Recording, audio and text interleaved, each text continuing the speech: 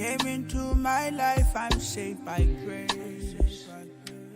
You said I'm not I think what set us off initially was like just okay, let's try give someone or give the people something where they can kind of finish the summer to.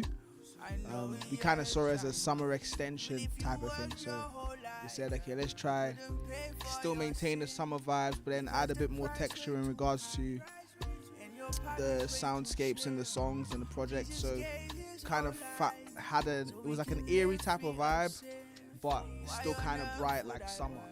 So it's like a sunset in a sense, like a sunset. So it's like you still look at a sunset and be like, okay, wow, it's beautiful, but you know, still very much summer. Let's think back to a moment when you were surprised, like when you heard the beat hit, you were so surprised. Surprise was a great process to be a part of, really. Did it with K Collective. My connection to K Collective was or is Q, amazing producer. He suggested me to them, and then I think we just got into a session of Zoom calls and everything, and we were able to get something on paper. Before we knew it, went to the studio, recorded it. It was a very quick process. It didn't take too much time. It wasn't too much hassle. I've worked with Q before, so you know, it was just what we normally do, really, just make music for God. So the music journey didn't start now, or as recently as Take 3 was put out. I was making music since I was 13 and stuff, so I've had different aliases during the journey. So the first one was Vic Black, VIK, BRACK. Then the next one was PG-13. So these two names and these two aliases, they used to make circular music. So whatever you expect to worldly music, innit? That's what you would have gotten. And then Take 3 is the third and final alias. It's not really an alias, it's a statement, it's a point, but it's the last one, and it's the last one because we're doing it with God. It's the final take. So if you were to imagine that little film thing where they do take 3, take 1, take 2, so it's that. So God called me and he said it's time to do it properly now, and I said I will make music for God, and now it's my final take. I'm not gonna change my name anymore. It's all for Jesus now. So I think in my Spotify bio I was talking about how the same way that we hear God was calling Samuel, same way that God called me, I just had to respond. And I feel like God calls all of us to walk in that purpose. We just have to respond. So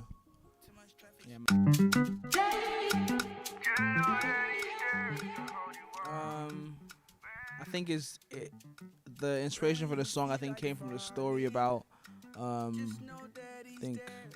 about the two footprints in the sand. I'm sure most people know about it, or most Christians will know about it. So I don't think I'd have to tell the story, but if you know the story, you know the story. But essentially, the person says, okay, how come the footprint, it was a pair of footprints, now it's just one? And you say, oh God, look at how you left me. And essentially it's like, well, I didn't leave you, I kept you from falling, I carried you. So that's the inspiration behind the song. Like, rather than me falling and saying, okay, cool, God help me back up, it's like he can even keep you, he keeps me from falling. Rather than even just, oh, he picks me up when I fall. No, he keeps me from falling. So that's the main point. The song was made in 2019, December 2019. When did it come out? 2022? 2021 or 2022? Last year. Like last year, July. So it took a while to come out, but I'm happy it came out. Because I've heard some beautiful testimonies and how it's blessed some people. So I'm glad the song came out. I'm glad it's been able to help those, encourage people as well, to remind them that God is really there. Like, I think in one of my songs on the album, I think I mentioned something similar about, You can close your eyes and fall back, and he'll be the one to catch you. I think if you guys remember in school, we'll do that kind of that test. What do they call that thing? Where you have to fall back. The name, yeah, but it's like, yeah, when you have to fall back and you have a friend that's there to kind of grab you. So, yeah, do you understand? But it's like this. But then for some people, be like, yo, I'm kind of scared to fall back because I don't trust this person. But it's like I can close my eyes and just fall back and trust that he'll be there to hold me. So I don't stress in life.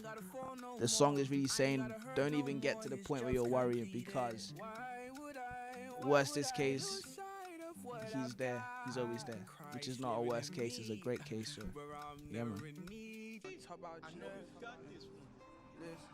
Yeah, on top about Jesus, how he came and made me free. Yeah, he took my sins and left it down Calvary.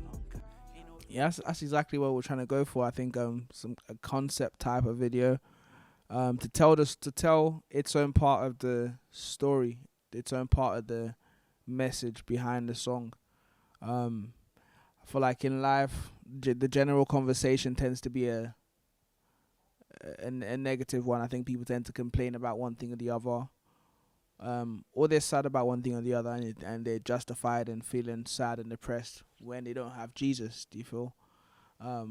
But you know, sometimes I just had to break the ice and say, I just want to talk about Jesus, man. I just want to keep it real and show you what freed me. Maybe like if you hear me out and you try Jesus, not more than just try Jesus, you commit to Jesus, you can have the same reality that I'm having. Do you feel? So it was like, okay, cool.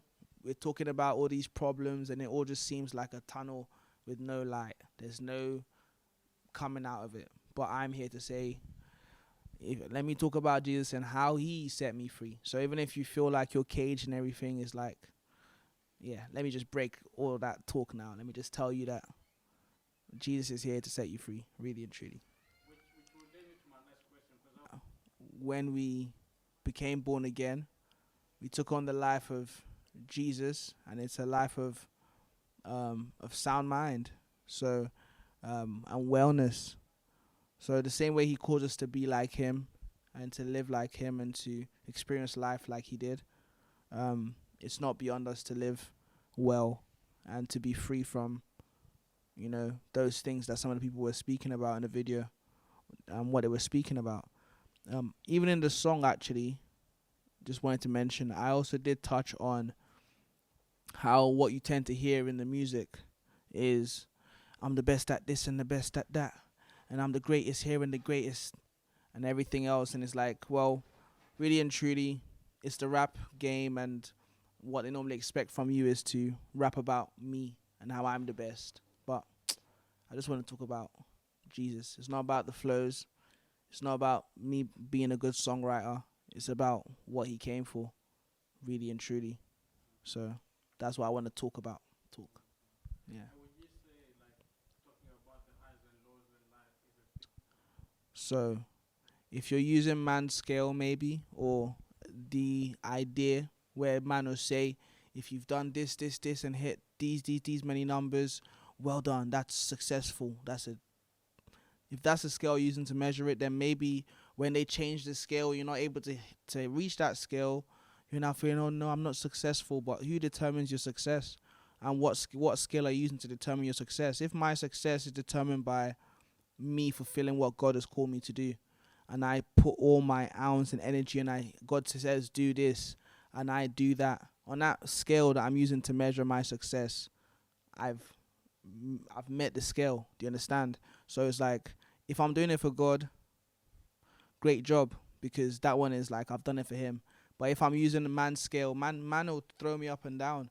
They'll tell me that, okay, this is the relevant sound. They'll tell me that, oh, this is the type of numbers you should be hitting. This is the type of shows you should be selling out. This is the streams or how your YouTube views you should be having. But it's about the individual people that are going to hear the songs, and not the numbers or the stats or what man decides is success. I like making him happy. So if it pleases God, then it pleases me. So yeah, that's what I like about serving Jesus.